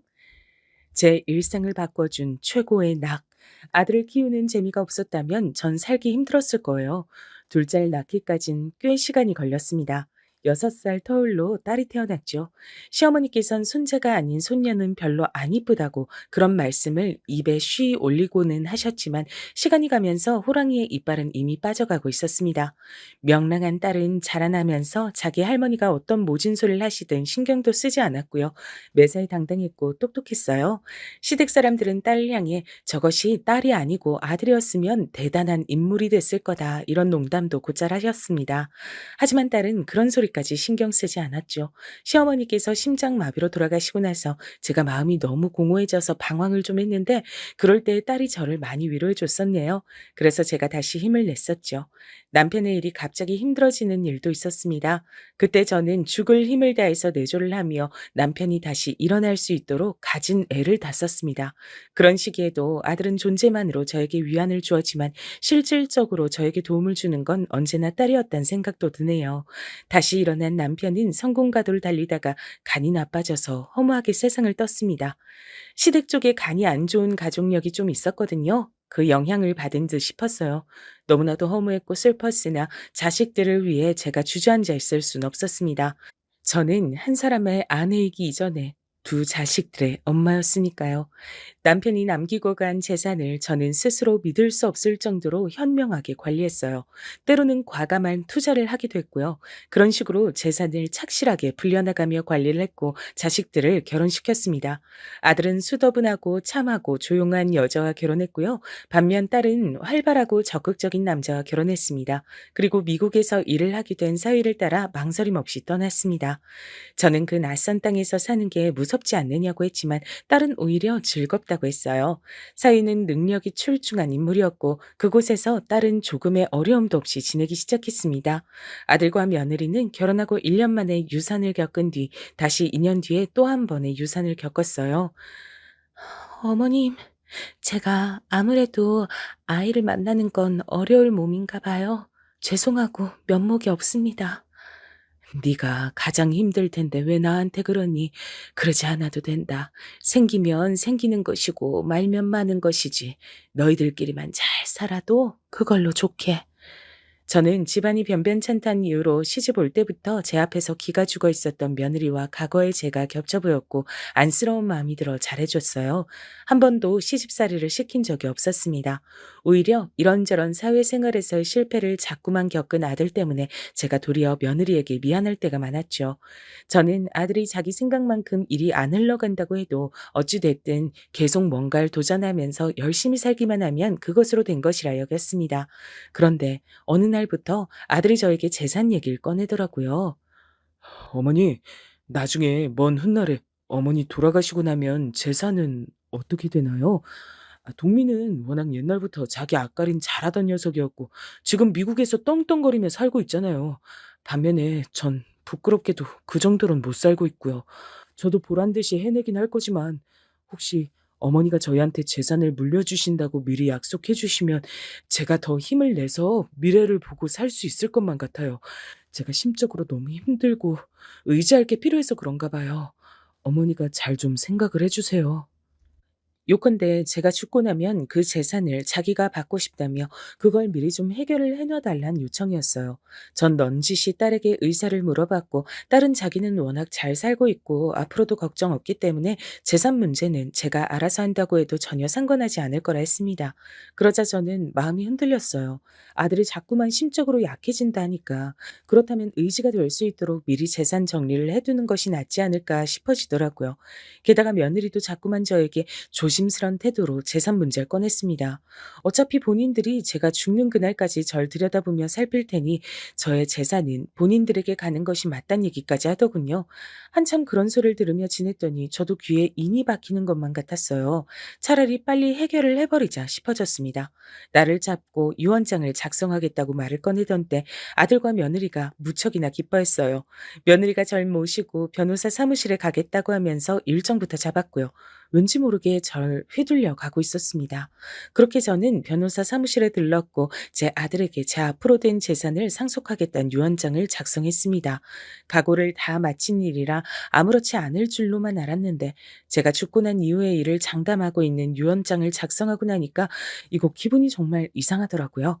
하지만 어차피 저는 기대 수명대로라면 아들과 며느리보다 한참 일찍 죽어 이 세상을 떠날 몸, 괜히 미련을 남겨두지 말고 아들 부부가 조금은 편한 마음으로 지낼 수 있도록 하는 편이 나은 것이라며 스스로를 다독였습니다. 도장을 가방 안에 집어넣을 무렵 며느리가 눈물을 훔쳤습니다. "얘, 너는 왜 눈물을 보이고 그러니? 울지 마라." "너무 감사해서 그래요. 어머님, 감사한 마음으로 그이랑 저 앞으로 인생 더 열심히 살겠습니다. 약속드릴게요." 당연히 그래야지. 한 번뿐인 게 인생이다. 재산 상속이고 뭐고 이런 것과 상관없이 너희들의 인생을 보람차게 잘 꾸려갔으면 좋겠다. 네, 꼭 그렇게 할 거예요. 어머님, 죄송하고 감사합니다.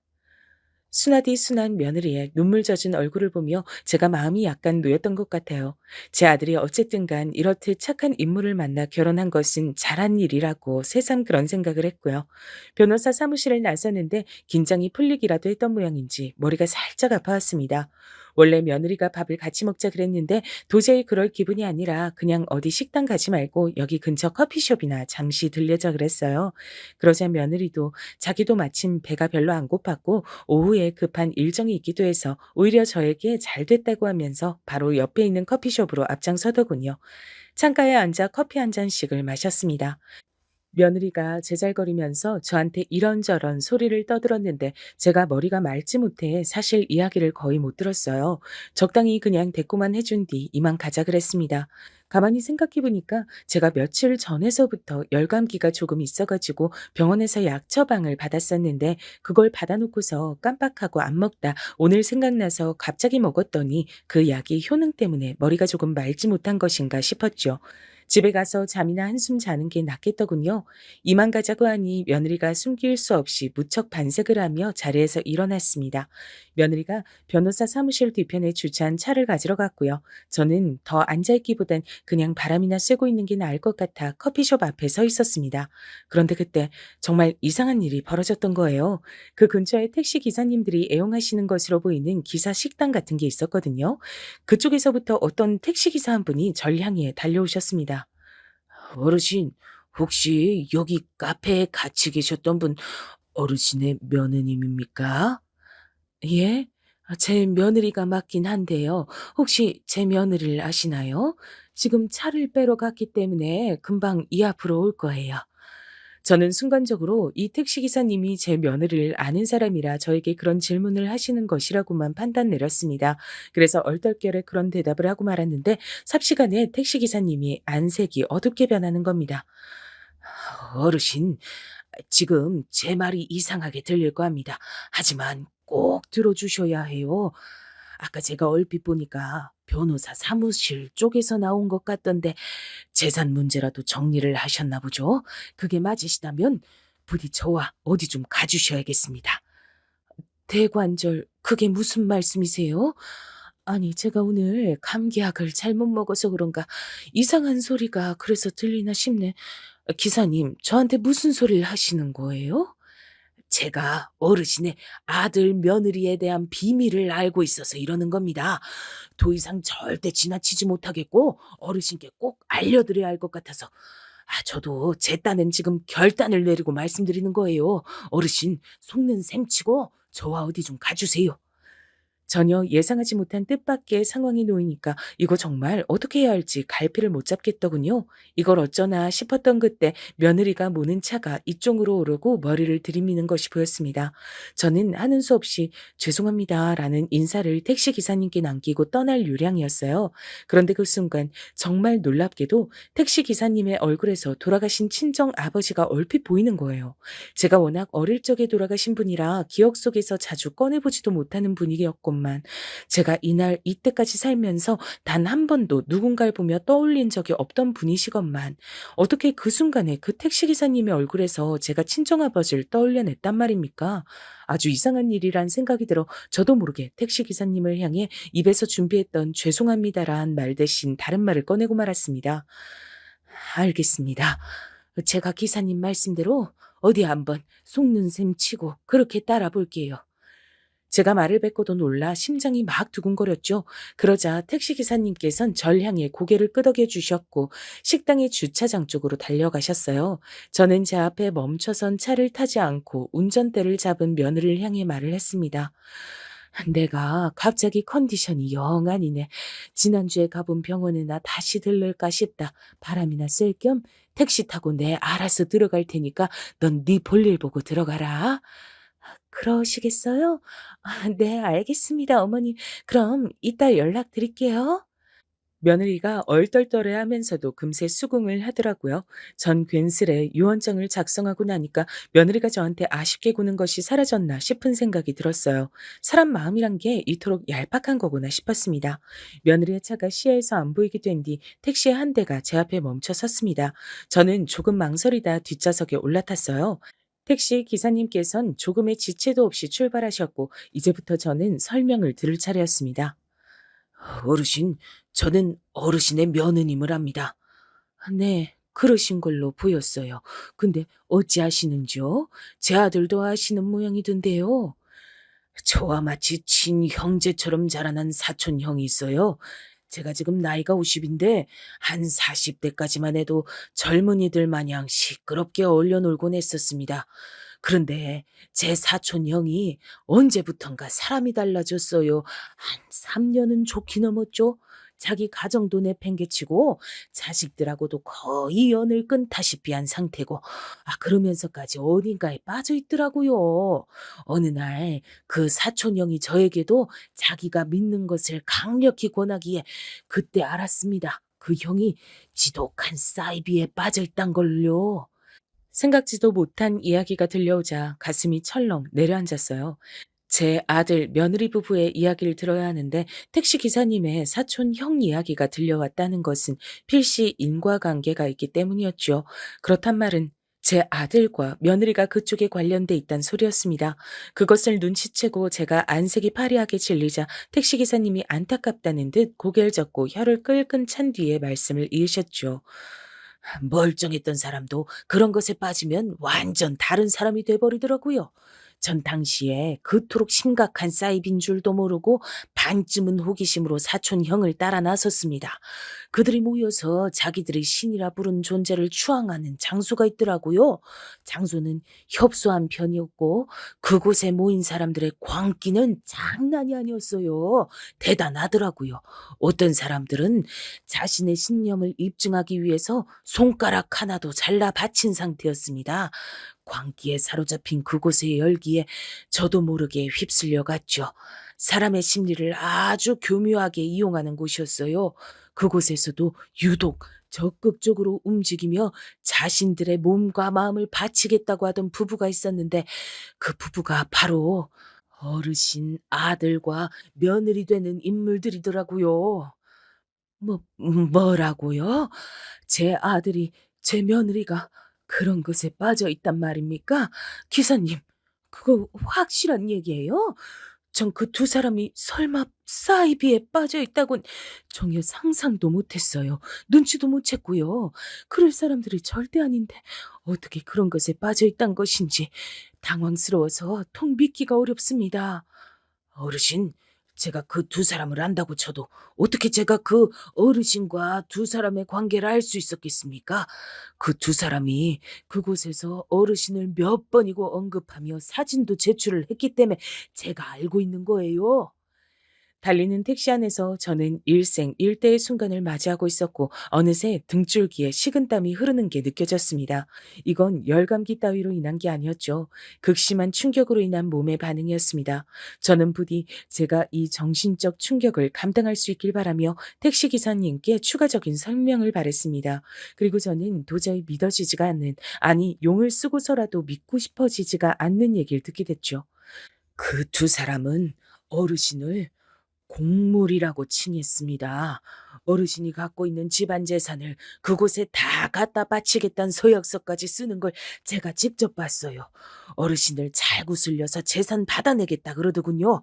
살아있는 상태에서 재산 다 물려받는 건 아무래도 힘들 것 같고 재산이 어디로 흘러가는지 의심도 살 테니까 어르신 돌아가시고 나면 재산을 받는 모양새인 게 나을 것 같다 그랬죠. 교주란 인간이 그 두 사람에게 그런 조언을 날렸죠.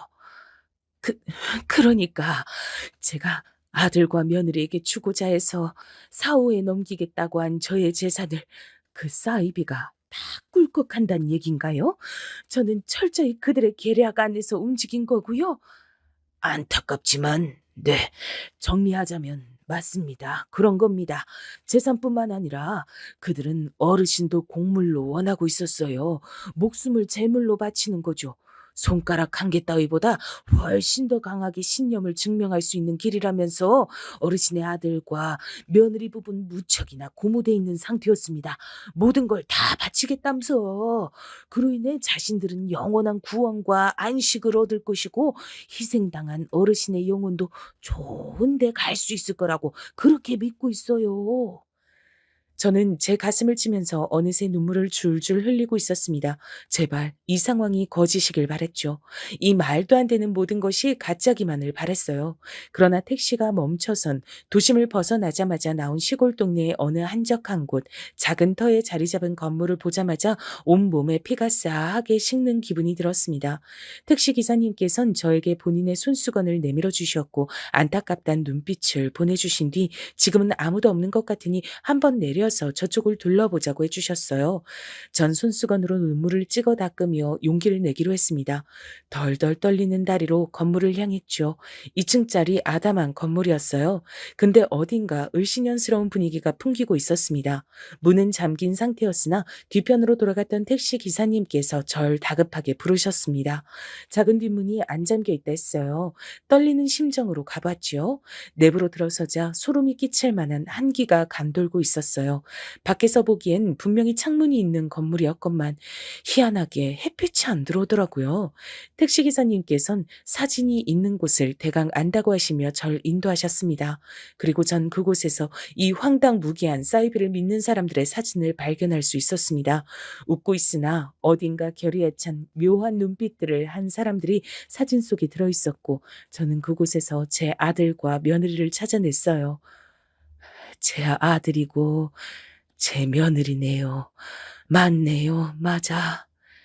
사진을 쥔 제 손이 주체할 수 없이 떨리고 있었고 어느새 다시 차오른 눈물로 인해 앞이 잘 보이질 않았습니다. 그런데 또렷하게 그 사진을 보기가 싫어 눈물을 그냥 두고 있었네요. 택시 기사님께서는 한숨을 내쉬시더니 어느 사진을 한 장 찾아 저에게 건네주셨어요. 전 뿌연 시야로 그 사진을 알아볼 수가 있었습니다. 그건 바로 제가 아들과 며느리와 셋이 찍은 사진이었으니까요. 제가 가운데에서 미소를 짓고 있었습니다.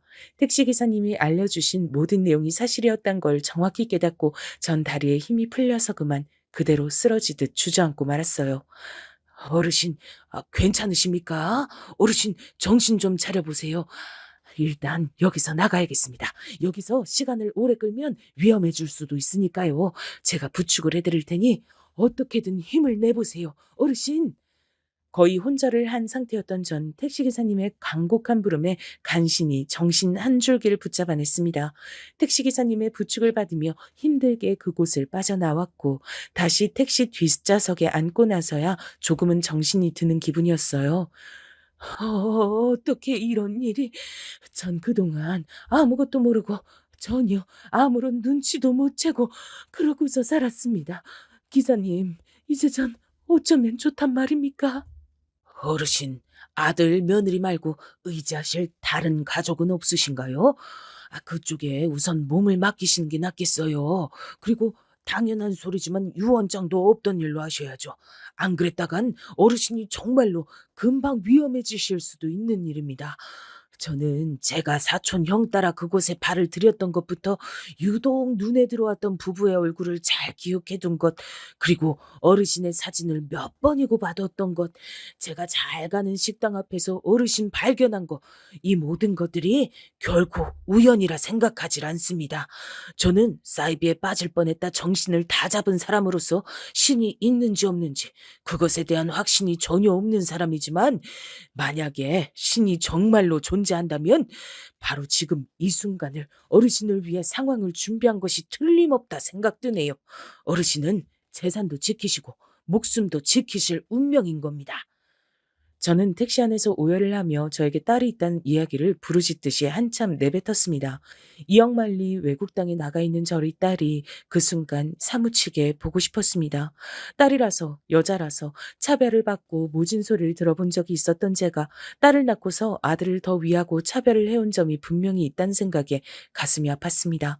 아무리 딸이 유복하고 잘 살고 있다고 해도 아들에게만 재산을 다 몰아주려고 했던 것을 그것을 딸이 섭섭하게 생각할 것이란 점도 그제서야 깨달았습니다. 제가 눈뜬 장님이었어요. 전 딸에게 전화를 해서 이 모든 사실을 털어놨습니다. 제가 알고 있는 것 중에서 털어놓지 않은 것은 없었죠. 그러자 딸이 난리가 났고 사이비에 빠진 사람은 도박에 중독된 사람보다 해결책이 없다고 하며 마음 같아선 자기 오빠하고 새언니한테 다 따지고 들며 해결을 보고 싶지만 냉정하게 보자면 그들을 저버리는 것이 우선이라 했습니다. 살짝 열감기가 있었고 병원에 처방도 있었던 저는 그것을 핑계 삼아 유언장을 작성할 당시에 심신미약 상태였다 주장을 했고요. 변호사 사무실에서 그것을 직접 해결을 받습니다. 그리고 신변을 어느 정도 빠르게 정리를 한 뒤 딸이 있는 미국으로 떠났습니다. 일부러 당일까지 아들과 며느리에게 알리지 않았어요. 제발 미리 두 사람에게 알리지 말라고 딸과 사이가 간청을 해댔기 때문입니다. 미리 알렸다가 무슨 사달이 날지 모른다고 했어요. 그 정도로 아들과 며느리가 위험한 사이비에 빠져 있던 것 같아서 가슴이 미어졌습니다. 동미가 너무 보고 싶어서 미국에 다녀오려고 한다. 가서 언제 돌아올진 모르겠지만 좋은 시간 보내다가 오려고 해. 그리고 재산 문제는 아무리 생각해도 내가 너무 섣불리 유언장을 작성한 것 같아서 그건 없던 일로 하기로 했다. 내가 아직 건강하고 튼튼하잖니? 다음에 나중에 재산 얘기 나눠도 늦지 않아. 그때 가서 다시 얘기하자꾸나. 네? 어머니, 그게 다 무슨 말씀이세요? 동미한테 가신다는 건 그렇다 치겠는데요. 돌아가신 저한테 재산 다 주시기로 했잖아요. 그래놓고 왜 말씀을 바꾸시는 건데요? 어머님, 이러시는 건 아니죠. 저희는 어머니만 철석같이 믿고 다 준비를 해뒀는데 이러시면 저희가 뭐가 돼요? 어차피 내가 죽고 난 뒤에야 너희들이 그 재산 받을 거였는데 지금 왜 이렇게들 날린 거니? 혹시 무슨 문제라도 있어?